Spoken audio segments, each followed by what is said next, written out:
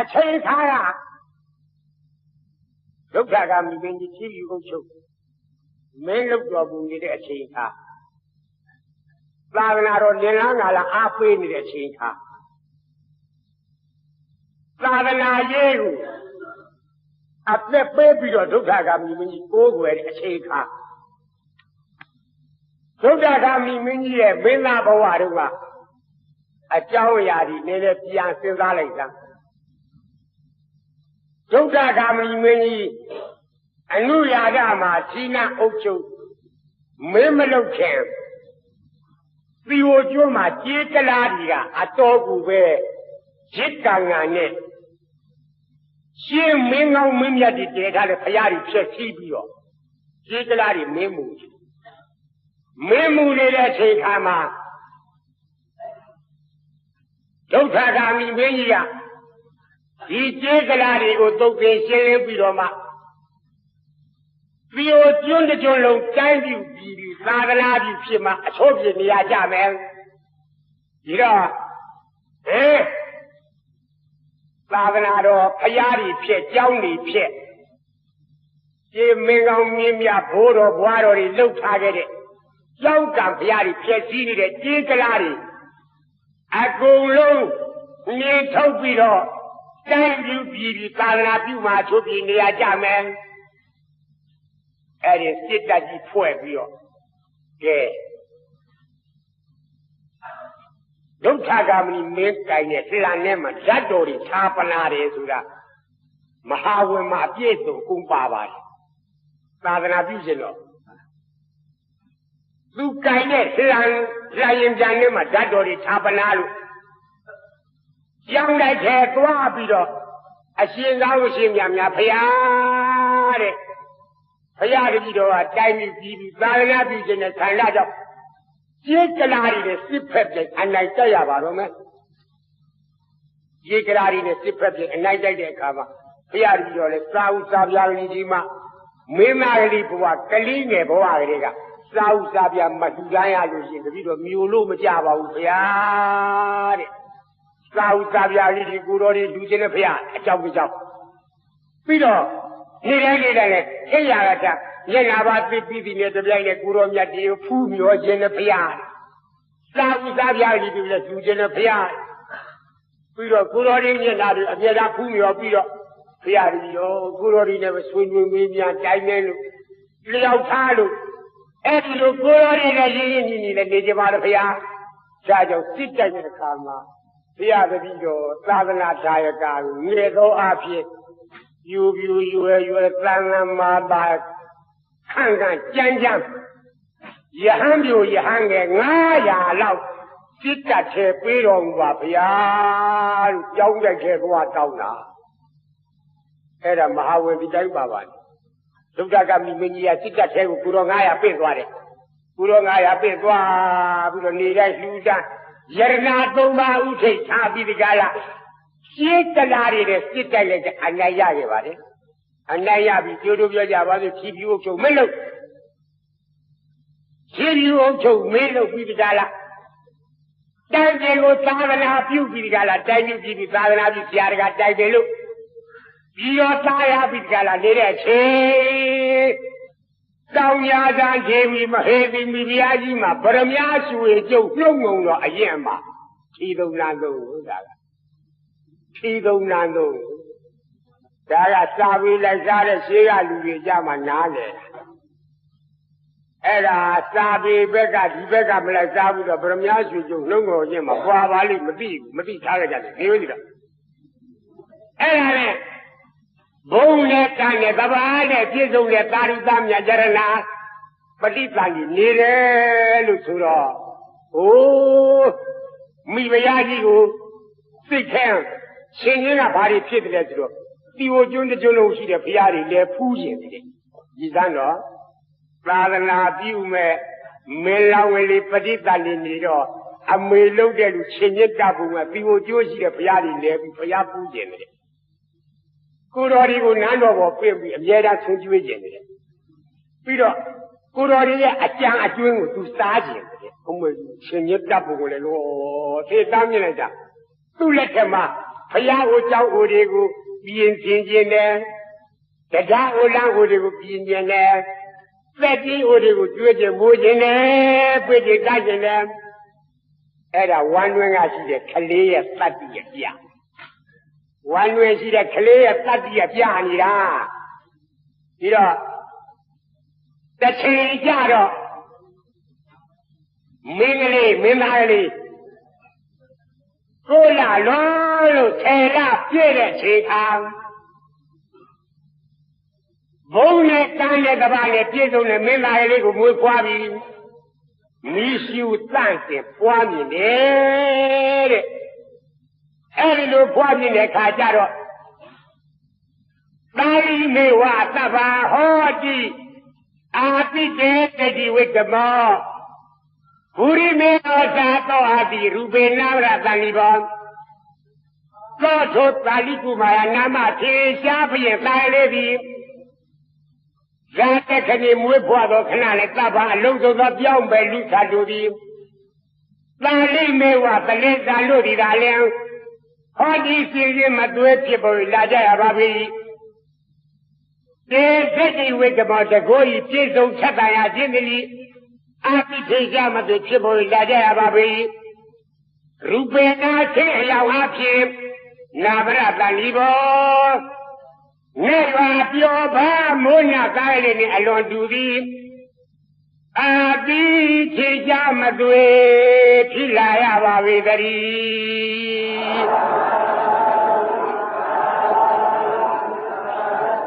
ဒီမင်းသားလေးမွေးဖွားပြီးတဲ့ပြိုင်နဲ့ကောင်းရင်ကတလေးစပါးမိုးရွာရစေဗျာ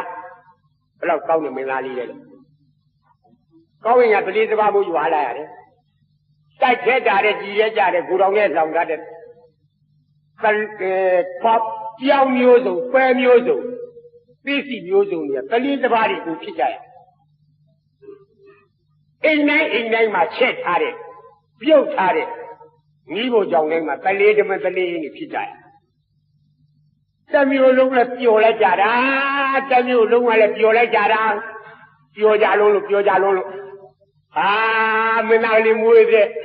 တို့အရှင်သခင်လေးမွေးဖွားတဲ့လို့တမျိုးလုံးပျော်လိုက်ကြတာမလို့ဟဲ့တလေးစပါးမိုးတွေရွာတဲ့တလေးစပါးမိုးတွေအကျိုးပေးတဲ့မင်းသားဟဲ့သာလိယတလေးသာလိဆိုတာကတလေးသာလိကုမာရမင်းသားတလေးစပါးမိုးရွာတဲ့မင်းသားတလေးမင်းသားပေါ့လေတလေးစပါးမိုးရွာတဲ့မင်းသားတလေးမင်းသားသာလိကုမာရမင်းသားလူတိုင်းပြည်ကအမိပေးကြမူကြီးမဲ့ပင်နာပြည်တွေကလည်းဝန်သားကြလို့နန်းတော်ပြေးလာပြီးတော့ဟဲ့အောင်မလီမူကြီးမဲ့ပင်နာပြည်ညာငါသားတော့မှန်လားပါဗျာပြည်ုံနေမကအရက်တိုင်းကအောင်ပွဲခံပျော်ပွဲခံပြီးဒီကလာတို့အရှင်သခင်ကလေးဖုံတော်ကြီးလို့သက်တော်ရရောရှိပါသေးလို့သူ့မောင်ကောက်တောင်းပြီးဒီကလာပျော်ကြပါလားဗျာပျော်ကြပါလားဗျာရှိကဖုံးတဲ့ကံနဲ့လာတဲ့မင်းသားများတဲ့တိုက်ကြီးရဲ့ချစ်လိုက်ကြတာနော်မမြင်ရသေးခင်ချစ်လိုက်ကြတာဒီမှာမှန်လားပါဗျာတိုက်ကြီးကလည်းဝတ်သားကြလုံးကလေးစပါးမှုယူရတဲ့မင်းသားမှုသာလိကုမာရမင်းသားလူဘွဲပုံတော်သတ်မှတ်ပြီးဒီကလာတိုက်ကြီးကချီးကျူးနေကြပါအောင်မဲ့လေးဟဲ့ဖေးမရတော့မှမခေါ်ရသေးဘူးတိုက်ကြီးကချစ်သလိုနာမည်နဲ့သာလိကုမာရမင်းသားတယ်လားမှန်လားပါဗျာအေးတော်လှပြီကွာတိုက်ကြီးချစ်တဲ့တိုက်ကြီးချစ်မင်းသားကလေးပေါ့ကဲတော်ကွာနော်တိုက်ကြီးနဲ့ချိုးပြင်းနေရကြပြီဒီလိုကိုဖုံးနဲ့ကံနဲ့တပါးနဲ့လာတဲ့မင်းသားကြတော့တိုက်ကြီးရဲ့ချစ်တိုက်ကြီးအကျိုးဆောင်ရမယ်အားကြတော့အဖိုးကြီးအမဲကြီးမကြမ်းချစ်ကြတယ်တဲ့ဟဲ့အချိန်ကလည်း7 နာရီထိုးနေငါကားကလည်းစတာရှိသေးတယ်ဘုံရင်မတူကလည်းတရုတ်ကိုမပေါ်ပါသေးဘူးစတာရှိသေးတယ်ဒီနေ့တော့ဖြင့်ဘယ်ကန်းဆိုင်လို့ဘယ်ကောင်းတင်ဘယ်ချိန်ရောက်ငါဓမ္မပိတ်မှာမငါတယောက်တည်းကြံရင် ငါတရားမဆုံးမဲ့တော့မရနိုင်ဘူးမဖြစ်ဘူးရက်လို့လည်းမဖြစ်ဘူးတရားလည်းပဲအခုမှတရားဟောဘုန်းကြီးဆိုတာစမိပြီဆိုမှပြင်စကားကအစွဲထွက်သွားပြီဆိုရင်ကောက်ရိုးပုံနွားဆွဲသားတယ်လို့ပဲဒါစဆွဲလိုက်အမြင်ကမပြဟာဘူးဟိုကထွက်လာစိုက်လိုက်ပြောလိုက်ရဒီကထွက်လာပရိပရိကပြောလိုက်ရဗရာကံပြောလိုက်ရသေရနာကံပြောလိုက်ရပေါ်လာတော့သူ့ကွက်တဲ့သူကဆိုင်အောင်ကပြောသွားရတော့ရတော့3000ရွာလောက်သမီးကပါရတော့တာဟုတ်လားမင်းသားလေးကလည်းမွေးဖွားကားရှိသေးမွေးဖွားကားရှိသေး7 နာရီရှိသွားပြီ။ဒါရှိပြီတော့7 နာရီလောက်ဆိုတော့ဒီမင်းသားလေးကျင်ရတော်ဒီဘာဒီနဲ့လာရအောင်မှာလည်းအရွယ်ကလည်းရောက်ပြီးတော့အိမ်ရှင်မင်းသားဖြစ်တဲ့အချိန်ခါမှာကျင်ရတော်ရှာရမှာဘူးဒီတော့အခုမှမွေးဖွားကားဆိုတော့ပခက်တင်ရအောင်မှာလည်းတခန်းတလားကြာပါကျင်ပြီးသားထားလိုက်ကြပါသူရပခက်တင်ကန်းနေလည်းကြာပါတခန်းတလားလုံးမလို့ကြတင်ပြီးသားထားလိုက်ကြဟာတစ်နှစ်သားဟာ2 နှစ်သားဟာ3 နှစ်သား5 နှစ်သား6 နှစ်သား10 နှစ်သား15 နှစ်သား16 နှစ်သားအရွယ်လောက်ရောက်ပြီကားကိုဖလင်လေးများဆွဲထားတာဖြစ်တယ်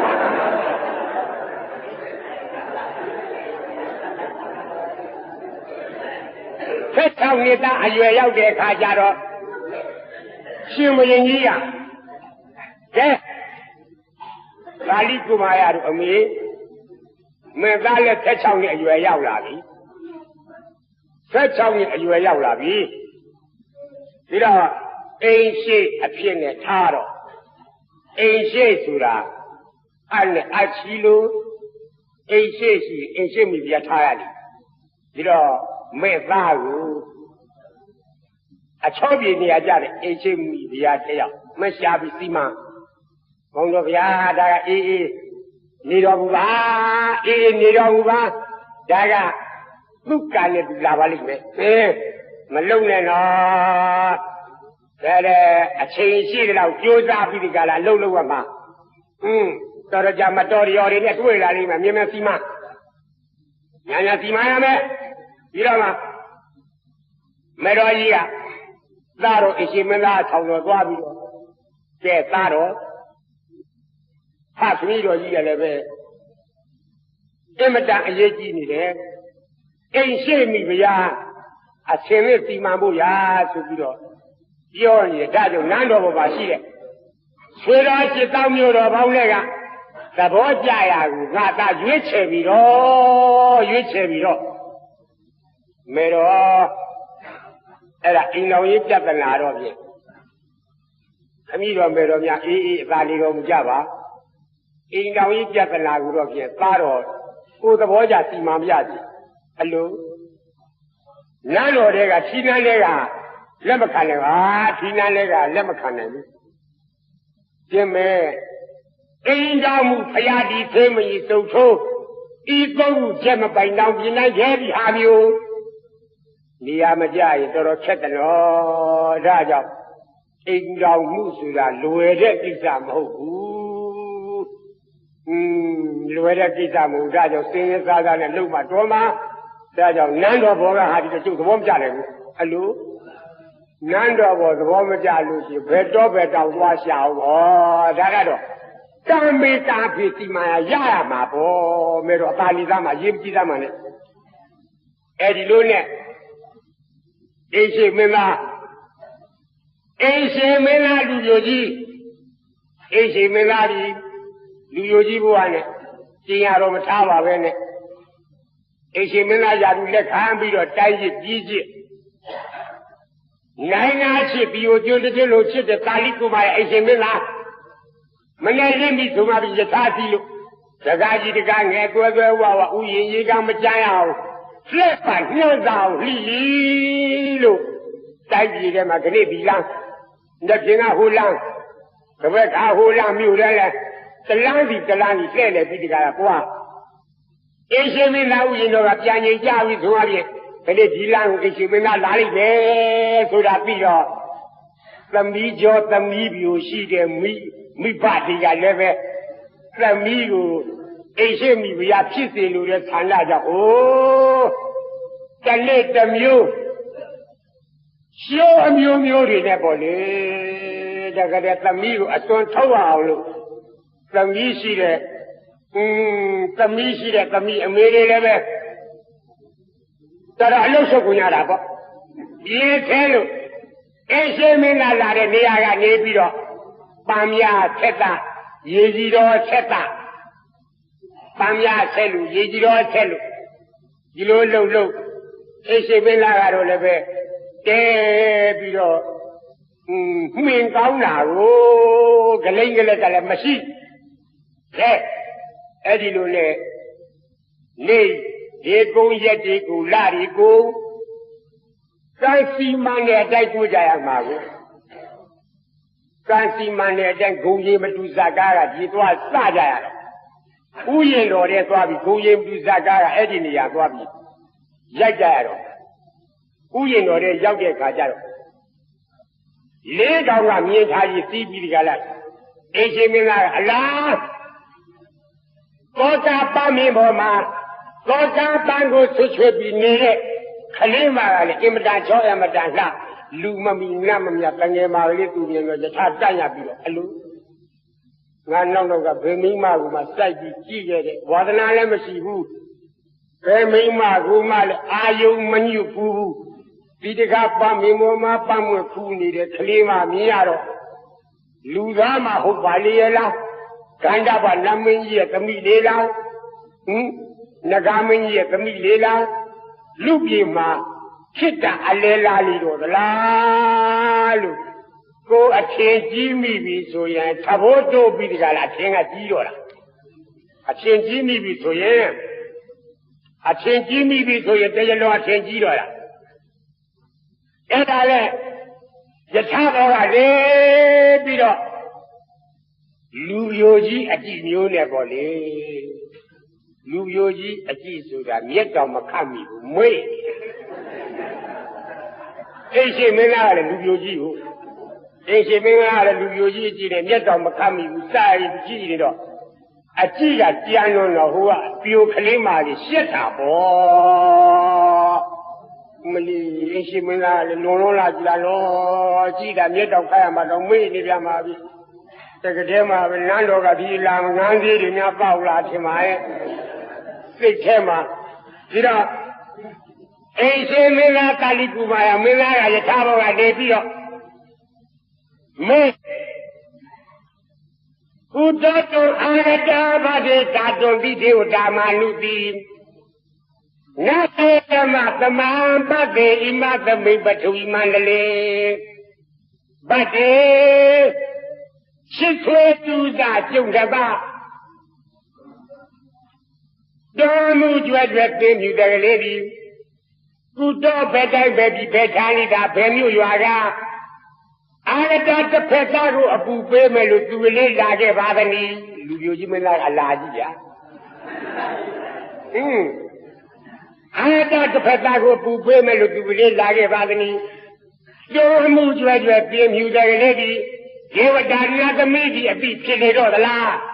Malo di Lumay Mari be Tibbe or Lam. Imatame between Mandalay. We are doing that with the Budiba, near the yellow night. Tetia Aye, a laugh in a man. Tamatama Aye, look at you, Mabia, Sedusia, Maya, dear Nadumo. A large and Gumja, nine at you go.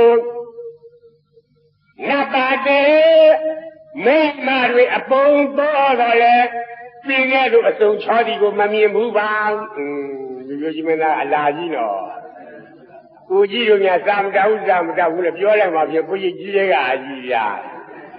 Eh, Pedro make a lady at the time of your Asia, a yes on the Piobi, they are not a millard. Sanda Panamia, the Mila, the Gamma, the Mila. The window, the Penniaga, and the Yaula Valley Party Silent and Milega so. Your claim are in the Yauta Police, she had pushed your gun as you were born. Are you well, Mating Maji? Peter, who you know them are? Nila, take well. Nila, Tamil, take the well. အပြိုလေးမို့လေစိတ်နေတာပေါ့သတ္တမတာထုံးစံကိုဒီကအင်းရှင်မင်းသားကလည်းပဲဒီကောင်မကြီးကတော်တော်ရိုက်နေငါမေးတာပြန်မပြောဘူးလို့နောက်တစ်ခါမေးပြန်ဘယ်လိုမေးကြလဲလို့ဆိုတော့နာမဒေဝဒမေပတိကျေတုမာတာပိတာတုတံမယပုဋ္ဌာဝိယသိက္ခာသဗ္ဗတာတိအဘတိကာဟောအေချစ်သွေတူစာကျုံနမတေပိဟမယနာမအမည်ပညာမင်္ဂလာပြန်မွေးမင်းနာမည်လေးကိုမင်းကအိရှိမင်းသားဝရစိတ်အေးရောက်တဲ့စိတ်ကလေးဖြည့်ဆိုတော်မူလိုက်တတ်မှလုံးမင်းနာမဘယ်နဲ့ခေါ်တယ်ကိုမပြရဘူးလားဆိုတဲ့အပြောမျိုးပေါ့လေတို့ဘုန်းကြီးပဲဘယ်သိပါမလဲစားတဲ့ပါတယ်လေပြောနေရတဲ့ဥစ္စာပဲအေးရတဲ့မိုင်းနာမအမည်ပညာမင်္ဂလာပြန်မွေးမင်းနာမည်လေးကိုမင်းကအိရှိမင်းသားဝရစိတ်အေးရောက်တဲ့စိတ်ကလေးဖြည့်ဆိုတော်မူတတ်မှလုံး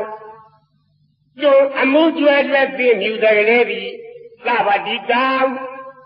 သာဝပိုင်လေးယောက်ျားရဲ့နဲ့ထောက်ချစရာအပြိုမသိမယူအိုပဲဖြစ်လေတော်သလားမေးစရာရှိကြအကုန်မေးမှာပေါ့ဘယ်နဲ့ဒါတွေမမေးဘဲနဲ့မတော်လဲကျိုးထားပြီးဘယ်နဲ့လုပ်မလဲသဗ္ဗတိသာသာဝပိုင်လေးယောက်ျားရဲ့နဲ့ထောက်ချစရာအပြိုမသိမယူအိုပဲဖြစ်လေတော်သလားအဘတိကံလေဆိုရင်ရင်မိုးမတမ်းမှုတဲ့အပြိုပြားရှိစေတကယ်ပဲဖြစ်လေတော်သလားမယာမဲ့အတွက်ကြောင့်ပြစ်လိုက်ပြန်ပေါင်းရင်းငါသည်ပုဋ္ဌာရဲ့တဲ့ကမအေးကြမှုမင်းများသုံးဆန်းအပ်တော်တင်မကဝိယစိတ်ခာမဲပြကိုအေးရအောင်မဲပြိုးကဖြေးထုတ်ပြန်ကြကြပါဦးမောက်ချစ်ဦးအမေအရှင်မင်းကအလားကြီးဟာအမလေးသူမေးတဲ့ဟာဒီညာသာဓုခေါ်လိုက်ရတဲ့ဘဝပေါက်ကြောပေါ့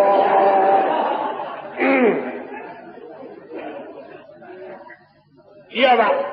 အရှင်မင်းကလည်းမေးလိုက်တာမေးလိုက်ပူများမဓုရသဝိုင်းကြီးကြမ်းရင်မှာဂါထာ40လောက်ရှိတယ်အဲ့ဒါမင်းမျက်လုံးလေးကဘယ်လိုမင်းမျက်လုံးလေးမြင်ရတာငါဘယ်လိုနေရာမှမသိဘူးမင်းအသားရောင်လေးကဘယ်နဲ့နဲ့ပွဲဆိုပြီးတော့ဂါထာကြီး40ကျော်လောက်ရှိတယ်အဲ့ဒီ40ကျော်တဲ့ကဒီနှစ်ဂါထာလောက်ပဲမေးပြရစီတော်လောက်ပါဘူးချိန်ကလည်း7နာရီတော်တော်ကြောနေတယ်ကဖလင်းလေးမလဲထွက်ချရပြီးတော့မှအဲ့ဒီလိုဆွမ်းကုန်ပေးလိုက်တဲ့ခါကျတော့မှခလေးမလေးကတော့ဒီမင်းသားကလည်းနော်ယထာကြီးရပြီးဒီကလာကျင်းမယ်ဟိုမေးဒီမေးငါဘယ်ရွာကားတုံးနဲ့ဘယ်မျိုးကားတုံးနဲ့မျိုးနွယ်ပဲနဲ့ကိုယ်တုံးနဲ့နာမည်ဘယ်လိုကားတုံးနဲ့မျိုးနွယ်ကဘာကိုယ်လေးတွေမေးလိုက်တာငါပေါ်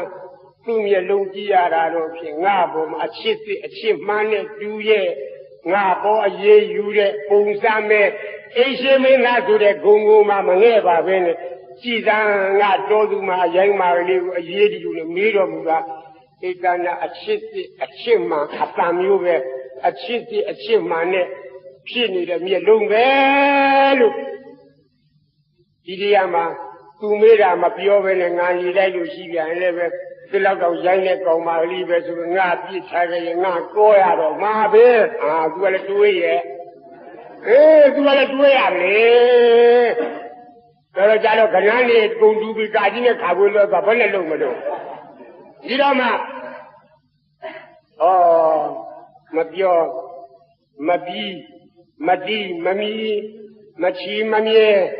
မဆွဲမပါမလားမရောက်သကပုံထောက်လို့မပြောရင်မဖြစ်ဘူးလောကကြီးကတယောက်ကချစ်မှန်းပြီးရတာနဲ့အေးရှင်မလားချစ်နေမှပြီးရတာနဲ့ငါကအကြီးပန်းကြီးလို့လေ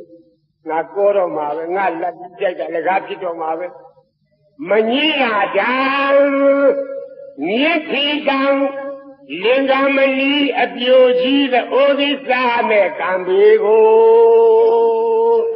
ဒီလိုလဲရှေးစာအောင်ကလည်းရှိတယ်မငြင်းရတာသွားညင်းလိုက်ရင်မျက်နှာသုံးပုံနေလိုက်ရင်ငါအပြိုကြီးဘဝကကျွတ်တော့မှမဟုတ်ဘူးလွတ်တော့မှမဟုတ်ဘူးမျက်နှာသုံးပုံပုံတုံတုံနဲ့ဂုံတစ်တင်းနဲ့မောင်းကျင်းပြီးတော့ မငင်းရတာငင်းပြီးသားလိုက်ဗလားလို့ဆိုမှငါကောတော့မှာပဲအဟံဘကပံကိုယူလှမ်းချွေလို့အကျွလုပ်ပြီးဟန်လောလာကမှမီဟန်လောလာကိုရွာကြီးပေါ်ကို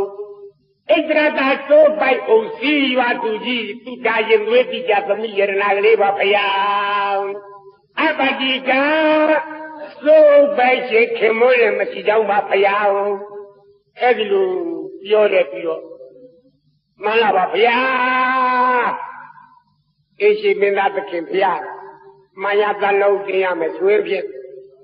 ဖယားနှမလေးဒီမကောင်းယူကောင်းယူ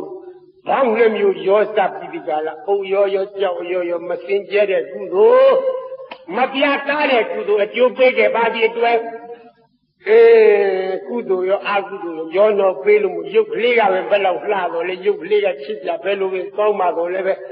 အမျိုးအလွယ်ကတော့သူတော်သားမလေးပါဖယားအဲ့ဒီလိုနဲ့တန်တော်ကျလိုက်ကြအိရှင်မင်းသားယထာပေါ်မှိုင်းသွားအိရှင်မင်းသားယထာပေါ်မှိုင်းသွားငါကချစ်လိုက်တာလေအသေးအလဲမမြင်ရမနေနိုင်ငါချစ်သူကလေးကတင်ညာမင်းကောင်နဲ့ကောင်းရိုးပုံတွေကထွက်လာဆိုတာလူပဲငါပဲနဲ့ကြမှာအိရှင်မင်းသားကြအိုက်ကိုင်ဘယ်လိုလုပ်လောကရွှေဗလာရွှေကြီးငွေဗလာငွေကြီးမင်းမွေတော့မင်းသားအိရှင်မင်းသားနဲ့ညာရင်အိရှင်မိဖုရားဖြစ်ဒီလောက်အပြည့်လာတာလေးတော့ထိရိတ်နားရိတ်နဲ့ပြောင်းနေတယ်လာမဲဒေဝီသင်းရဲ့လက်ထားပေါ်တက်ကိုချစ်တာလူရင်းပဲချစ်တာမိတာပဒါနမှုဆိုတာဒါပေါ့ကလာသွားမယ်ကိုချစ်သူပဲစန္ဒာလာတော့ပူတော်သားတော့ငါကအိရှင်မင်းသားရှင်ဘုရင်သားဖြစ်ပေမဲ့လို့ဂုံးလေးမတူတဲ့စန္ဒာလာပူတော်သားမကိုငါကောက်ယူမဲ့ချစ်မယ်ကဲဗျာတန်ကဆက်ပြီးတာဂုံးကြီးပတူစာကစပြီလို့ဘယ်နဲ့တယောက်ကရှင်မင်းသားအိရှင်မင်းသားအိရှင်ပြပြစန္ဒာလာမှာပူတော်သားမှာဂုံးကြီးကျူရဲ့လားစဉ်းစားကြည့်တာဥက္ကလာကဆိုရင်တော့ငါသားနဲ့ရလားဖက်သားနေရင်တော်သလားတန်သလားအမေလုတ်တဲ့လူကတကယ်ရံတွေးလိုက်မဖြစ်ချင်းဟိုတော်လို့တန်လို့ယထာပေါ်ပါသွားယထာပေါ်ပါပြီးဒီကလာသွားတဲ့အခါ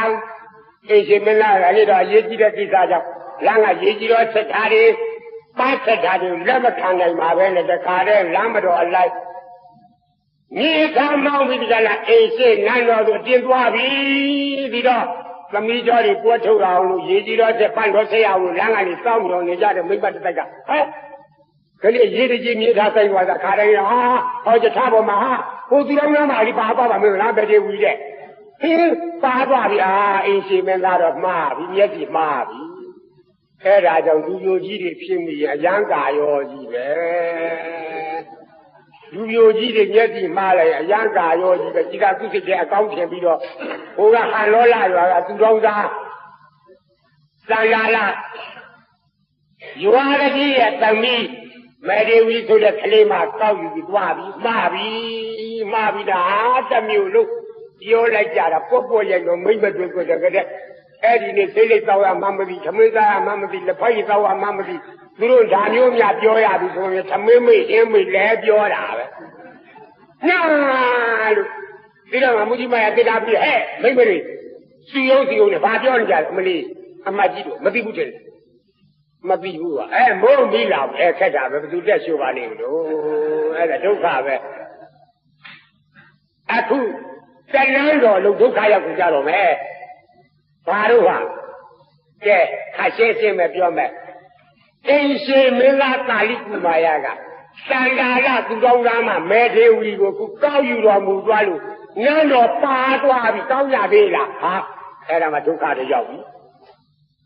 စောစောစီစီနန်းတော်ပြည်နေမှာပဲဆိုနန်းတော်အတင်းပြေးနန်းတော်ရောက်တဲ့ခါကျတော့ဘယင်မမြတ်ကြီးဗျာ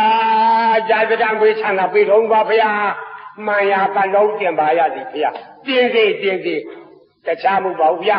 အိမ်ရှိမင်းသားပါဠိကုမာယဒီကားလို့ဆိုရင်ဖြင့်ခြီးတဲ့နာနဲ့ကျန်ကန်းတွေကမင်းသမီးလေးတွေတော့မှမယူပါပဲနဲ့အခုတော့သူ့ထရာသူလို့စန္ဒာလာသူတော်သားမှမဲဒေဝီကိုအိမ်ရှိမိဗျာဖြစ်တောက်ယူလို့နန်းတော်ရောက်နေတော့မှဘုရားဟာကုကျွန်းလေဥက္ကဋ္ဌလေအောင်းမလေးမိဗျာကြီးလာကြငါသားကြောင့်အစကမပြောဘူးလားလူယိုကြီးတွေကထင်ရလုတ်တလွန်လွန်ငါတင်းတင်းကြိုကြိုမဲ့ငါပြောရသားနဲ့မဲ့သားဖြစ်လာဖို့ကြည်သားမပြစမ်းပါနဲ့မောင်တော်ဗျာကိုသားကူလိုက်ပါလေပြောပါမယ်မိသားပြန်လုတ်သားညညလုတ်သားမဖြစ်ဘူးသွားအမေလုတ်တဲ့မိဖုရားကြီးဒီအိမ်ရှင်နန်းတော်လာလို့ငါသားလာအောင်သားမိမြောက်စကားပြောကြတယ်အမေသားမင်းရောက်စကားပြောနေတာကျွန်တော်လာအောင်လို့အဝေးဘာပြီးလို့ခေါ်နေတာတို့ရကျင်းတော့ဒီနာမအမေချွေးမှလည်းကြားရအောင်ပြောပါဒီနာတင်ပဲငါသာမဲတဲခဲ့နေမခက်ပါဘူးလေအမေကအမေချွေးမှလူကျင်တယ်ဆိုလို့ကျွန်တော်ရှားလာဒီမြင်လားမဲဒီဝီလေချောဘူးလားလှဘူးလားလောကသီဝကျွန်းတကျွန်းလုံးလိုက်လို့မမီရ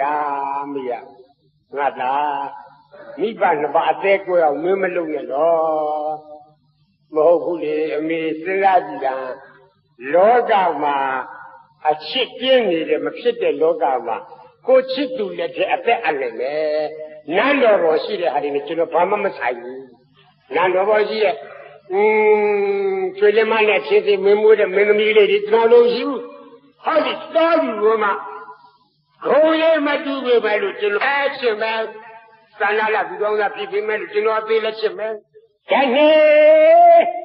ခရကွာပဲကြောင်းတဲ့ပဲမို့ရေတဲ့တော်မှပါရချင်ရဲ့ကံမဖြာမပယ်မလွဲဘူးလေတကယ်ပဲယူလိုက်ပါပေတည်းအမေရုပ်ယူတဲ့ပြန်ကိုပြန်ကားနဲ့ယူတဲ့မိမအဲ့ဒါဗျငါတတ်တာဖြင့်အမေစကားနားမထောင်ဘူးအမေစကားလည်းနားထောင်တယ်အဖေစကားလည်းနားထောင်တယ်ကျွန်တော်ချစ်တဲ့လူလည်းယူမယ်ခက်ပြီမိဖုရားကြီးလည်းပြန်သွားရပြီးတော့ရှင်မင်းကြီးကကျဲမင်းသားကတော့မင်းကငယ်ကမွေးထားတော့ချီးဖို့လာတော့မင်းစကားပြောလိုက်တော့ရရပုံလားမင်းကြီးတဲ့မရခဲ့ပြတိုးတောင်ရှင်းနေတယ်ခက်ပြီအဲ့ဒါမှဒုက္ခပဲခက်ပြီဒီသာမိဖုရားကြီးစဉ်းစားတာတော်ကြတော့သာသမီလေးတွေမွေးလာတော့မယ်သာသမီလေးတွေမွေးလာရင်ငါမြည်လေးတွေကသူတော်သားလေးတွေဖြစ်မှာဗျလူတော်သားမှမွေးငါမြည်လေးတွေကလူတော်သားတော်ကြဟိုတိုင်းပြည်ဒီတိုင်းပြည်ငါကိုသူတော်သားဘိုးကြီးသူတော်သားဘိုးကြီးနဲ့ငါတောင်သူတော်သားဘိုးကြီးပြရတော့မှာအသေးရနာလိုက်ပါစိတ်ကြိုက်ပါပြီးတော့ကွာသိချက်ပါလားဟဲ့ဘုန်းတော်ကြီးလာစားငါသားတော့ဒီလောက်တော့စွဲလန်းနေတဲ့မဲဒေဝီဆိုတဲ့ကလေးမှသွားပြီးကြလားရှင်းရလက္ခဏာသဘောလုံးအင်္ဂါလက္ခဏာသွားကြည့်တာဘယ်လိုမိမလဲပုံသားတွေလားအင်ရှင်မဲထောင်ရောက်ပုံတော်များလားမှန်ပါဗျာပုံတော်များပါဗျာဟာခင်ဗျာကြီးကအိမ်ရှိပြီဗျာဖြစ်သိမ့်ပိုက်ထားတယ်မဲဒေဝီဟာရှင်ကလည်းကဘယ်လိုချိုးစားကြည့်တာအကြည့်ခိုင်းလို့ရပါဗျာကောင်းပြီကြည့်ကြမဲဒေဝီကြပါကွယ်မင်းဆရာကြီးပြီးတော့မဲဒေဝီကလာထိုင်မင်းဆရာကြီးကတိတိကျကျကြည့်မျက်နဲ့ရွှန်းစီးမျက်ကွေးကြီးချစ်မြည်လူတိုင်းလားအင်္ဂါလက္ခဏာတွေကလူတစ်ကိုယ်လုံးမှာဘေးတင်ကမှလွယ်သေးတယ်ဘေးတင်ကမှတကယ်ဇနုဒုံမသဟဇဘာလူပုဒ္ဒရာအာယိပထဏီနဲ့ဟိုထောက်ဒီထောက်ညာကလွယ်နေဟုတ်မှာမျက်နှာကြည့်လိုက်တာနဲ့ရှေးကဘေးတင်ဆရာတွေသိတယ်မျက်နဲ့ရွှန်းစီးမျက်ကွေးကြီးချစ်မြည်လူတိုင်းလားကိုလုံးထွားကြည့်ကြောလဲဖြစ်လက်ကြီးမိုးသူရွာဖမျက်မြင်တော်မွေးဖျားမောလူဘောထိတ်တန်းလာအကုန်လုံးအင်္ဂါအစိတ်ပိုင်းနေအကုန်ပါဒီကပုံတော်တွေကမှန်လားပါဗျာမှန်လားပါဗျာခွင့်ပြုပါဗျာအကုန်လုံးကြည့်ရှုပြီးတော့နန်းတော်ပြန်ပါနန်းတော်ရောက်တဲ့ခါဟဲ့ပုံတော်တွေမှားရမချမ်းမဖြစ်ကလည်းကျင်တာမှန်လားပါဗျာမှားရမချမ်းမဖြစ်ကလည်းကျင်ရမယ်ဆိုရင်ဖြစ်ရင်ယခုရရှိနေတဲ့အိမ်ရှိမင်းသားသိမ့်ပိုက်ထားတဲ့မဲဒေဝီဆိုတဲ့ကလေးမကြီးကလို့အိမ်ရှိမင်းသားနဲ့တော့မှမထိုက်တာမှာပဲနဲ့လေးကျွန်းပိုင်နေ စက်ကြမင်းကြီးရဲ့မိဖုရားယရနာဖြစ်ထိုက်တဲ့လက္ခဏာတွေအစုံအလင်အကုန်မြင်ခဲ့ရကြောင်းပါဗျာခွေးပုံသားတွေသမင်းကျွေးလွတ်လိုက်ပြီတဲ့သူတော်ငါမလားကွာစက်ကြမင်းမိဖုရားကြီးဖြစ်တဲ့လက္ခဏာတွေပါတယ်နင်တို့ငါမယူဘူးနင်တို့တတ်ကြတော့ငါလည်းတတ်တယ်နင်တို့မြင်ကြတော့ငါလည်းမြင်တယ်ဘာရမလဲသားတော်ဓာမိတ်တော်ပြန်လိုက်ညက်ဖြစ်ငါဆိုရင်အဖာခမီးတော်ကြီးကိုယ်တိုင်လာမယ်လို့ပြောလိုက်အမိတ်တော်ပြန်လိုက်ဒီတော့သောကမယ်ကြီးမေဒေဝီတဲ့နာမည်ကသောကပန်းမင်ဘောကခေါ်ဆောင်လာလို့သောကမာလာဒေဝီသောကပန်းမင်ဘောကယူခဲ့လို့သောကမာလာဒေဝီနာမည်ရင်းကမေဒေဝီဒီတော့မှသောကမယ်လို့သူခေါ်တယ်ချစ်သလိုနာမည်လေးသောကမယ်ကြီးဖခမီးတော်ကြီးလက်ပြင်သာကိုလာမယ်တဲ့ဒီကြမှာပွဲတော်ဆက်ရအောင်ကောင်းပါဘူးဗျာမောင်တော်ပြစိတ်ချပါဗျာဖခမီးတော်ကြီးကရုပ်တရက်စိတ်အခမသိတဲ့ကပြောမိပြောအဆုံးမိဆိုရဆိုခဲ့သိခံလို့သိခံပါလေမောင်တော်ပြသိခံပါလေဖခမီးတော်ကြီးပဲသိခံပါလေဒါနဲ့ဖခမီးတော်ကြီးရောက်လာဖခမီးတော်ကြီးရောက်လာတဲ့ခါကျတော့ဖခမီးတော်ကြီးရောက်ခါစားတော့ရှုကတင်းတင်းကိုစိတ်ကသိုးသိုးစိတ်ကဆိုးလာတာပေါ့ဒါကြတဲ့သူသားဆရာရမ်းရမလားဆိုပြီးစိတ်ထဲမကြည်မလားစိတ်ထဲမှာဆရာမကြည်ပါပဲသောကမာလာဒေဝီကိုယ်တိုင်ချက်ပြုတ်လှုပ်တန်းပြီးတော့ပွဲတော်ဆက်တာလို့သားတော်ဘုရားနေတဲ့စားရပါလားဗျာဟေးချက်ပြုတ်ကောင်းတဲ့မိမရထားလို့မင်းကစွဲနေတာဟုတ်ဝေးနေကြပါဦးသောကမယ်ဆိုတာအပင်ပဲလားလို့အနာရက်ခါနေတဲ့သမီးတော်မေးလိုက်တော့မှန်လားပါဘုရားလို့လက်စုပ်ကိုရှိခိုးပြီးတော့လျောင်ချလိုက်တဲ့အတန်ချက်အနန္တထဲပါသွားတဲ့အနန္တကတဏှာတော်လုံးကြာယူဘာနဲ့လှိုင်းသွားတယ်ကဲဗျာတဏှာတော်လုံးကြာယူဘာနဲ့လှိုင်းသွားတယ်ဒီမှာဒုက္ခကမင်းဟာအမလီတကယ်မင်းမပါလားမှန်လားပါဘုရားလို့လျောက်ထားလိုက်တဲ့အတန်နောက်ကကြာယူဘာနဲ့လိုက်လာတဲ့တဏှာတော်လုံးလှိုင်းနေတာပါလားပုံနဲ့တော်တွေကျင်းတဲ့မြေလုံးမြေခုံးမြေကွင်းအစသာအရာရာစက်ကြမင်းရဲ့မိဖုရားယတနာဖြစ်ထိုက်တဲ့လက္ခဏာအပြည့်စုံအကုန်ပါလားသမီးတော်ဖသမီးတော်ကြီးအဝေးကနေပြီးဒီကလာပြောမိသုံးမိဓာတွေသိခါလို့မှန်လားပါဗျာသိခပါလေဗျာကောင်းပြီလို့ယရနာအစုတမှာဘိတ်သိက်သွင်းပြီးတော့မင်္ဂလာလက်ထပ်ပွဲများဆင်းရဲကျင်းပပြီးနန်းတော်ပြန်သွားသာလိကူပါယနဲ့သာလိကူပါယမင်းသားဒေဝီသောကပါမေမောကခေါ်လာလို့သောကမာလာဒေဝီဘယင်အိမ်ရှိမင်းသားရဲ့အိမ်ရှိဘယင်ရဲ့အခေါ်အသုံးအနှုန်းကချစ်သလိုနာမည်ကသောကမေဟုတ်ပြီရဒါနဲ့တညတော့ညကလသားသားနဲ့လသားတော့ဆွဲပြီးတော့တယောက်မျက်နှာတယောက်ကြည့်လို့အဲ့ဒီလိုအချိန်မှာတယောက်မျက်နှာတယောက်ကြည့်လို့အာမရနိုင်ဘူးဆိုပဲတို့ဘုန်းကြီးပဲသိနိုင်ပါမစားတဲ့ပါတယ်လည်းပြောရတာတို့စားတဲ့ပါတယ်လည်းပြောနေရတယ်တယောက်မျက်နှာတယောက်ကြည့်လို့အာမရနိုင်တဲ့အချိန်အိရှိမင်းသားကသောကမေရဲ့မျက်နှာတစ်စိတ်စိတ်ကြည့်သောကမေမောင်ဖျားတစ်ခုမေးကျင်တယ်မေးပါဗျာမေးပါမှန်လားပြောတော့မှန်လားပြောပါဗျာတခြားမဟုတ်ဘူးသောကမေဟာယခုဘဝအခြေအနေအရာပြောတာအခုအချစ်ဆုံးကဘလို့အချစ်ဆုံးလဲပြောတာဒီလိုမေးတာဘလို့အချစ်ဆုံးလဲလို့မေးတယ်ကဲကြည်သားမအောင်လို့လားလင်ကမရမေးရင်ဘယ်လိုပြောကြမလဲအမလီမောင်ကိုချစ်ဆုံးပါပဲကိုကိုချစ်ဆုံးပါပဲပြောမှာပေါ့ဒီလိုပြောတာကိုလည်းတို့ယောက်ျားတရားအမလီဓမ္မမသားရင်မတော်နားထောင်နေတာအဲ့ဒီတော့ဘလူချစ်ဆုံးလဲလို့မေးသောကမေကဘာပြောတော့ဘောင်းတို့ဘုရားတို့မှန်လားပြောရင်သိဆိုးမှလားမဆိုးပါဘူးဗျာမှန်လားပြောပါနှမတော်ဖြင့်ဒီလောကကြီးချစ်ရမယ်လူလိုက်ပြီးရှာလိုက်တာ ချစ်ရမယ်လူလိုက်ရှာလိုက်တော့ကိုအချစ်ဆုံးပဲတွေ့တယ်ဗျာကိုကလွဲရင်ဘလူမှချစ်ဘူးဗျာပြောလိုက်တာဟိုကတော့ထောင်ချောက်ထောင်လာကတော့မောင်ဖရာအချစ်ဆုံးပါဗျာမောင်ဖရာကလွဲလို့ဘလူမှချစ်ပါဘူးဗျာဒီအချစ်ပြောသေးတယ်သူထောင်နဲ့ကိုယ်မရောက်တာဘူးတခြားဝင်တော့သွားစိတ်ကကောက်သွားနမတော်လေလောကချစ်ဆုံးလိုက်ရှာရတယ်ကိုချစ်ဆုံးပဲဗျာလို့ပြောလိုက်တော့တွက်ကိုလေမင်းဟာလေတော်တော်ခက်တာလေမခက်နဲ့မောင်တော်ဗျာကိုချစ်မှသဘာဝကြတော့ဘောကိုကလွဲလို့သူပြချစ်နေရင်အပူကြီးမောင်ဗျာရဲ့ကဲဒါလည်းရှိပါသေးတော့မင်းလောကဘလူအားကိုဆုံးလို့ပြောတာအရှင်မင်းသားဒီကတော့ကောင်းပါလေအဝေးမရှောင်နိုင်မောင်တော်ဗျာအားကိုဆုံးပါဗျာအခုဗျာအားကိုဆုံးပါဗျာပြောရတော့မှဒီလားကလွယ်ဘယ်မှပြောနိုင်ဘူးသူကတခါတည်းလာမဲ့ဂိတ်ကကြီးစောင့်ကဲဘလူအားကိုဆုံးလေမောင်တော်ဗျာတဲ့အဲ့ဒါလည်းတကယ်တမ်းပြောရင်စိတ်ဆိုးမှာမဆိုးပါဘူးဗျာပြောပါအားကိုဆုံးကတော့မောင်တော်ဗျာကိုအားကိုဆုံးပဲဗျာဟာသွားဗျာမေတော်တော်ခက်တဲ့ကောင်မလေးကွာငါကချစ်မှန်းပြီလေမင်းကငါတတိကောက်လို့လေ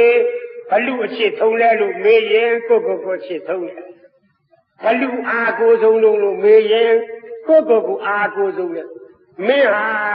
ငါ့ကိုချစ်မှန်းပြီလို့တတိကောက်လို့နေတာမဟုတ်ဘူးမောင်တော်ဗျာဒါနှမတော်ကပြောတာမဟုတ်ဘူးနော်အကိုကားမရှိရပြောတာမဟုတ်မောင်တော်ဘုရားလည်းစာဖတ်ဘူးပါလိမ့်မယ်တရားလည်းနာဘူးပါလိမ့်မယ်ပသိနတိကောသလမင်းကြီးနဲ့မာလိကာမိဘုရားတို့ကတစ်ချိန်မှာညကလတာလာနဲ့ဒီလိုပဲလင်မယားနှစ်ယောက်ပသိနတိကောသလရှင်မင်းကြီးနဲ့မာလိကာတို့ကတယောက်မောင်ဘုရားပြောတယ်လို့ပဲကောသလရှင်မင်းကြီးကဘု து ချစ်ဆုံးလဲလို့ပြီးတယ်မာလိကာမိဘုရားရဲ့သူကိုယ်သူချစ်ဆုံးလို့ဖြေတယ်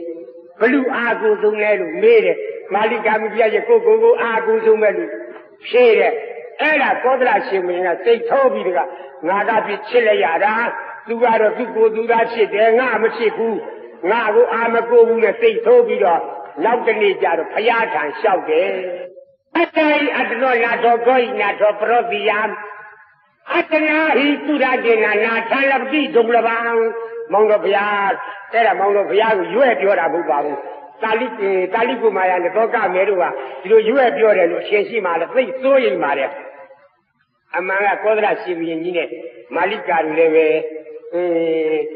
ဘုရားထံရောက်မှဒီပြဿနာရှင်းပါလို့ဘုရားကဲမဲကြီးပါကိုဘာလာကိုတယောက်တည်းအားရအောင်ရှင်းနေကြီးပြုတ်တလွန်တော်မလားခဲ့တယ်လို့စိတ်ကောက်ပြီးတကလားတခြားသွားအိတ်နေဗျာသူထောင်ကြောက်မရောက်လာပဲကိုဒီတော့မှတော်ကြမယ်ကအရှင်မင်းသားအနာလာပြီးတော့ခြေသလုံးလေးနှိပ်ပေးလို့ခြေပွားလေးနှိပ်ပြီးလို့မောင်တော်ဘုရားလည်းဘုရားတကယ်တည်းမှာပဲကိုယ်ရှင်သခင်လျောက်ကြကကိုကျင်ရသနီးမိဘုရားဘယ်လောက်များချစ်တုံဘယ်လောက်များအလိုလိုက်တုံလို့ငွေတို့ဆိုပြီးဒီကလာပြောတဲ့ဥစ္စာမောင်ဘုရားကနှမတော်ကအချစ်ကပေါ့လျော်တော့တကယ်ငွေဆိုကိုမခံနိုင်ဘူးဘုရားမောင်တော်ဘုရားအချစ်ကနည်းနည်းလေးပါဘုရားဘယ်လိုဘုရားလဲခြေသလုံးလေးနှိပ်ပေးရင်ပလီလိုက်တော့မင်းကလေးဟာလေမင်းကတိကောက်လောက်တာနဲ့ငါတော့ယူပါလိမ့်မယ်စသည်ဖြင့်သူတို့လင်မယားရတာစားဆိုတယောက်တောင်ပြောမြောက်ပြောနေရတယ်မိုးလေးလို့လည်းလင်မမသိတဲအရတာရှိထို့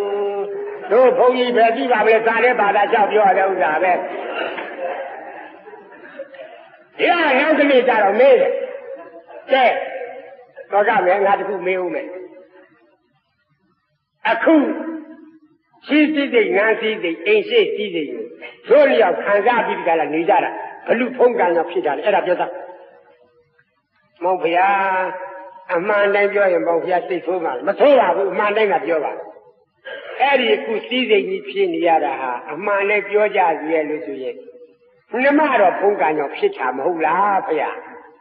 မေကတိကကျဲမပြောနဲ့မေကတိကကျဲမပြောနဲ့မင်းဥယျာဉ်တော်တွေကကောက်ယူတာတော့မင်းခါတာဝတ်တစ်ချက်ကိုတစ်ခုပဲပါခဲ့တာဘာမှလည်းပါတာမဟုတ်ဘူးအခုဒီအဆောင်ဦးတွေဒီပိတ်မှန်တွေဒီအသုံးဆောင်တွေဒီပစ္စည်းတွေကငါဖုံးကံကြောင့်ဖြစ်နေတယ်ဆိုတာမင်းသိရတဲ့ငါတရွတ်တိုက်ပြောတာမောင်ဖျားဒီလိုလဲချင်းမထားပါနဲ့ဟုတ်တယောက်တည်းဖုံးကံမဖြစ်ပါဘူး နှစ်ဦးလောကပိုင်ဆိုင်တဲ့ဖုံးက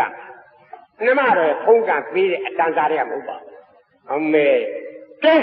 ဒါပြစ်လားမြောက်ပြည်ဒေသဟာအင်မတန်ခေါင်းမားတဲ့ဒေသဖြစ်တယ်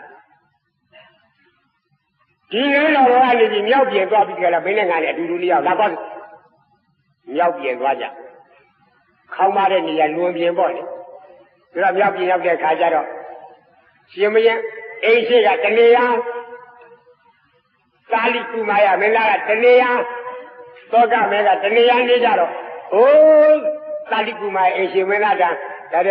ဆက်တာလာလိုက်ကြတာနတ်တွေကကိုယ်ဆက်တာရတယ်ရုပ်ကစိုးဘုံမစိုးအာကာသစိုးဘုံကြီးတဲ့တိုင်းကြီးပြည်ချင်းမင်းဆိုတော့နတ်တွေကလည်းအခွန်ဆက်တာရပြီးတော့မှအိမ်ရှင်မင်းသားကသောကမဲမြင်မလားကြည်လားမောင်ဖျားခုတ်ကနေဘယ်တော့များလို့ပစ္စည်းတွေမလေးမောင်ဖျားဒါတော့များထင်ကြီးမနေစားဟောဗျာအောင်မလေးဒီမိမလည်းပိန်လာပိန်ဝန်းကြတာမရသေးပါလားသူ့ဖြစ်ဘာတစ်ခုမှလည်းမရှိပဲနဲ့ငါလာပြီးဒီကလာခုတည်းမလျှော့သေးဘူးမောင်ဖျားကိုဖုံးကန်နဲ့ကိုလာကြတာဘာလျှော့ရမလဲဗျာကဲဒါလည်းပြောကြမယ်ဘာဖုံးကန်ရှိတယ်အိုးအချိန်ကြတော့ပေါ်လာပါလိမ့်မောင်တို့ဗျာအဲ့ဒီလိုပြောနေတော့နတ်သားတယောက်ကရာကူကြီးထားပြီးဘွားကနေပေါ်လာရာကူကြီးထားပြီးဘွားကနေပေါ်လာပြီးတော့အိမ်ရှင်မင်းသားမေးသင်္နတ်သားကဲအဘာတို့ကျုပ်ရာကူကိုဘလူဆက်တာကိုဒါကအိမ်ရှင်မင်းသားဆက်တာကိုမဟုတ်ကောတမဲ့အိမ်ရှင်မိဖုရားဆက်တာဖို့ရဆိုပြီးနတ်သေးရာကူလို့ဆက်တာပြီးကွယ်ပြောက်သွားပြီးတော့တလဲကိုအိုးလေးလောက်ရှိတဲ့ယာကူကိုလက်နဲ့ပြောက်တယ်မောင်တော်ဘုရားကြည်သားမြမတော့ဖုံးကညောပေါ်လာတဲ့ယာကူမောင်တော်ဘုရားကဖုံးကရှိတယ်မဖြစ်နဲ့ကြည်သားမြမတော့ယာကူမလေးဟဲ့တရားမှာဖုံးပြိုင်တာကစားနေတဲ့အချိန်မှာယာကူကိုတလုံးနဲ့ငါလာပြိုင်တယ်ငါနတ်တရားလာခွန်ဆက်တာကြရတယ်ဒါတော့မအံ့ဩဘူးအတိုင်းတိုင်းပြည်ပြည်နေရာတကာကခွန်ဆက်တာကြဒါတော့မအံ့ဩဘူးအသုံးမကြတဲ့ယာကူအိုးလေးကြတော့အပါးယူလိုက်တာယာကူအိုးဆိုတာဆံလေး၃စုံလောက်နဲ့ရေနှမုတ်လောက်ထည့်ပြီးမှုလိုက်ရင်ဘွားဆိုရင်ယာကူဖြစ်တာကွာ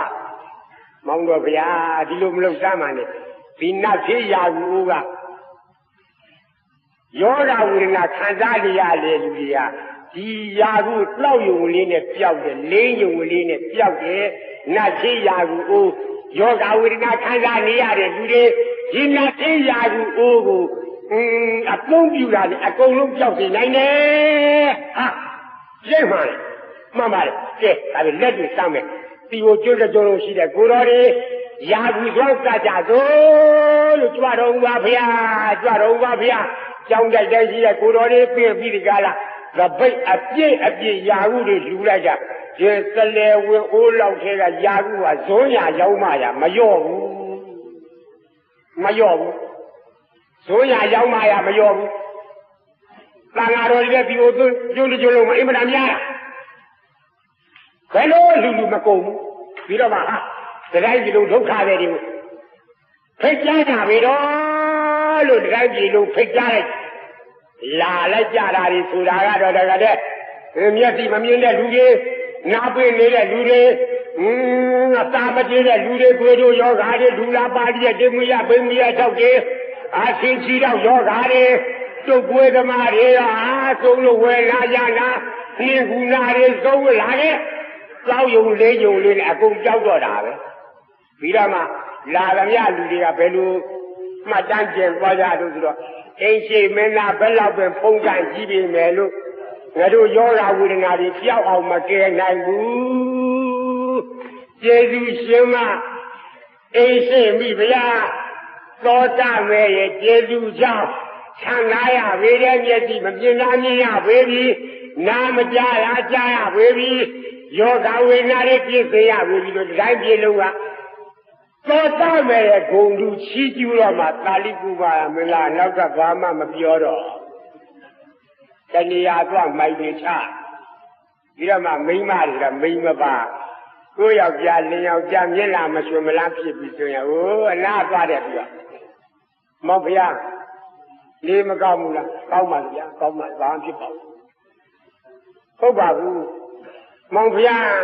မှိုင်းနေတာကဘာဖြစ်လို့မှိုင်ပါဘူးဗျာမှိုင်ပါဘူးကြတော့မှိုင်ပါဘူးမဟုတ်ပါဘူးမောင်ဖျားနှမတော်ကမကျေနပ်တာကြီးပြောပါကျေနပ်ပါကြဗျာကျေနပ်ပါလေမင်းမင်းကြီးကဖုံးကန်ကြီးမှလို့ကျုပ်ကလမ်းတော်ကြီးဆောက်ပြီးစောင့်နေရတဲ့လူပါခင်ဗျားမလာမဖြစ်ကျုပ်ကလမ်းတော်ကြီးနဲ့စောင့်နေရတာပါခင်ဗျားဖုံးကန်ကကြီးမှလို့ဥယျာဉ်တော်တဲ့မြေသားနဲ့ကျုပ်ကိုယ်တိုင်လာခေါ်ရတာမဟုတ်လားခင်ဗျားဖုံးကန်ကြီးမှကျုပ်သိပါတယ်ဒီတော့သောကမေကမိန်မပါအညာလာရှင်းထိုင်နေပြီးတော့လက်ကလေးကြိုင်စားတဲ့တော့ဘယ်ဒီလိုပါပါစားတဲ့သဘာဝကြောင်ပြောရတယ်ဥစ္စာပဲမောင်ဖျားတဲ့မောင်ဖျားကိုတည်းဘယ်လောက်ချစ်တယ်လဲလို့ဆိုတာသောကမေကအချစ်တန်းတဲ့အနေနဲ့ဒီလိုပြောနေတာပါတဲ့တကယ်တမ်းဆိုတော့ယောက်ျားတို့ဖုံးကံအောင်မှာမိန်းမတွေကနေကြရပါတယ်မောင်ဖျားတဲ့မိန်းမတွေဘယ်လောက်ပြင်သကိုးကြည့်ပြီမယ်လို့တဲ့ယောက်ျားခြေဘဝကိုရောက်ရတဲ့ထုံသားစင်လာပါပြိုင်းရှင်းလို့မရဘူးမင်းယောက်ျားသားတွေမဟုတ်ပါလားဗျာမင်းငါ့ကိုဦးကြောင်ကြောင်ဖြစ်အောင်လုပ်လဲမင်းပဲကျင်နာအောင်လုပ်လဲမင်းပဲတော်တော်တတ်နိုင်တယ်နော်မင်းတော်တော်တတ်နိုင်တယ်လို့နှစ်ဖူးလေးလက်ပြီးနဲ့ခောက်လို့ဒါတဲ့တော့ဘယ်ပါပါသဘာဝကြောင်လို့ရတဲ့ဥစ္စာပဲတကယ်တည်းအဲ့ဒါလေသာလိကုမာယာသောကမဲဘုံရည်တူကြရဲ့လားမတူဘူးတယောက်ကရေးရှင်မင်းလားတယောက်ကသူတော်လားဘုံရည်မတူဇာကားကတော့ဘယ်လောက်ပြသားတော့ဒါပြင်ပဲလို့ကာမေတာဖေကစီမာလွတ်လိုက်တော့ရှောင်လို့မရဘူးသိလို့မရဘူးကာမေတာဖေကစီမာလွတ်လိုက်တာမင်းတို့တယောက်ကဇွန်ကန္နာဘဝကကြီးတယောက်ကရှင်မင်းအိရှင်မင်းသားဘဝကလေပြီးတော့ဥယျာဉ်တော်တဲ့သွားပြီးဒီကလာတွေ့ကြဇာကားရိုက်ကြအဲ့ဒါဂုံကြီးမတူဇောကားဇာကားဆိုယုံတင်ဒါမှကဘာသူကဘာသားတွေသင်္ကန်းစာရမယ်ဒီကတော့ဂုံကြီးမတူဇာကားကာမေတာဖေစီမနာကာမေတာဖေစီမနာနားထောင်ရတာနော်ကဲသာလိပုမာယသောကမေတို့ဟာသီဝကျွန်းတကျွန်းလုံးမှာရှိတဲ့မြဖရာဟိုဖရာပြည့်တိကြောင်းဟိုကြောင်းပြည့်တိတန်ပြီးပြီးသာသနာပြုတဲ့အနေနဲ့သီဝကျွန်းရဲ့ရာဇဝင်မှာစာကျင်လောက်တဲ့အိရှိဘယင်ပြီးတော့အိရှိဘယင်ဆိုတော့ဒုက္ခကံမင်းကြီးနိုင်ရစာရဲ့သူပဲရှင်မင်းလောက်ရမယ်မဟုတ်လားရှင်မင်းလောက်ရလို့ရှိရင်မိဖရာကခီးတွေနန်းတွေကိုမိဖုရားပြောက်ရမယ်ဗိသိက်ခံရမယ်သောတာမဲနဲ့ဗိသိက်မခံရဘူးပြီးတော့ဘယ်လိုပြောမှလဲဘယ်လိုပြောမှလဲသောတာမဲတဲ့မိကိုချစ်တဲ့အတွက်ကြောင့်ရှင်မင်းစီစဉ်တောင်းမှမလုပ်တော့ပါပဲနဲ့ရှင်မင်းအရာလားရှင်မင်းစီစဉ်ကိုနာမလာကြီးဖြစ်တဲ့ဥယျာဉ်တော်ဖြစ်တဲ့တိတ်တာကိုလွှဲပြီးတော့အာသောကမလာတိဝိဒသမဏပုဗ္ဗဇာတိယအာသောကမလာတိဝိဒသမဏပုဗ္ဗဇာတိယရူပေတာတိပိယယံတောသောရိဇာနေဝကာမယိပုဗ္ဗဇာတိယသဘေတိမယဖြစ်ညာကာလဟိုရှိဘဝတုန်းကသမဏရွှေဖူးစားတဲ့သတ္တနိနေသောတံအာသောကမလာတိဝိသောကမိခေါ်ပတ်မင်ဘောကခေါ်ဆောင်ပတ်ချီထိုအားသောကမလာတိဝီလေးကိုရူပေကသိအောင်ရပြီးပြရရတော့မပြည့်အောင်ချစ်ခြင်းနဲ့တည်နေသောသောထောတာလိကုမာယနာမထေရှားပြည့်သားသည်ရိဇာသိတိဝိသိမေဖြစ်ကို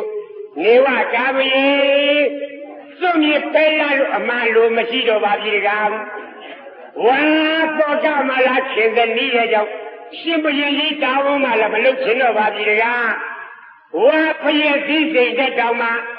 ညီထိန်စွာသဘောတူပြီးတော့မျိုးမျိုးချစ်ရတဲ့သူကလေးပါတွေကတော့ကမင်းငါချစ်တဲ့အကြောင်းကြီးကစဉ်းစားကြည့်တာရှင်မင်းရဲ့ပြီးစိတ်ကြီးကြောင့်ပြစ်ပြီးတော့ဦးကြီးတော်တိတ်တာလွှဲပြီးတော့အိမ်ရှိဖြစ်တယ်ပဲနေမယ်လို့တိုင်းပြည်ပြည်လူသာသနာပြုအိမ်ရှိမင်းသားအနေနဲ့จิตတန်းဝင်ရจิตတန်းဝင်မှာဘယ်မှာလဲလို့ဆိုတော့အရှင်မရိယမြတ်စွာဘုရားပွင့်တော်မူတဲ့အခါကျတော့သာလိကုမာယမင်းသားသည်တို့ရာဟုလာလေးจิตတန်းဝင်တဲ့ကိန်းမျိုးကဲတော့သားတော်ဖြစ်ပြီးဒီကလာจิตတန်းဝင်ဖို့ရကြက်ဝင်ဗျာဒိယဖြစ်တယ်လို့ဂုံရင်မတူတရားတော်ဂုံရင်မတူဆိုတဲ့ဇာကပြလိုက်တာ7 နာရီနဲ့9 မိနစ်ကျော်သွားပါပြီဤရဲ့တို့သုံးကြတိုင်းနဲ့ဝမ်းမြောက်ဝမ်းသာတရားနာကြရတဲ့ကုသိုလ်ကစေတနာရှိခိုးပူဇော်ဖို့မြောက်မလဲဘုရားကြတဲ့ပူဇော်တာပနာမိတ္တပနာမကုသိုလ်ကစေတနာကရဏဂုံ3 ပါးနဲ့5 ပါးတရားတို့ခိုင်ဆောက်ကြည့်ဆောက်ရောက်ခင်ကြီးရပြကုသိုလ်ကစေတနာဤစေတနာပေါ့စုစုရရတူကြောင့်ဝေယတိသပိဓာတုရဲ့ပဲလေးချက်တို့မသမစကြပါပဲကဲဒီဘုံများသောလူနာတွေစီစီချမ်းသာလို့ကျင်းချင်းခမ်းသာဆန္ဒပြီးပြီးထုတ်လိုက်အကျွန်းတို့တည်းခုပြီးတာကောက်မှုကြောင့်နိဗ္ဗာန်တို့ကြောင့်လည်းများသောစွာရကြရရောက်ကြဘာလို့ကုန်လို့ရည်သူတောင်းကြကုန်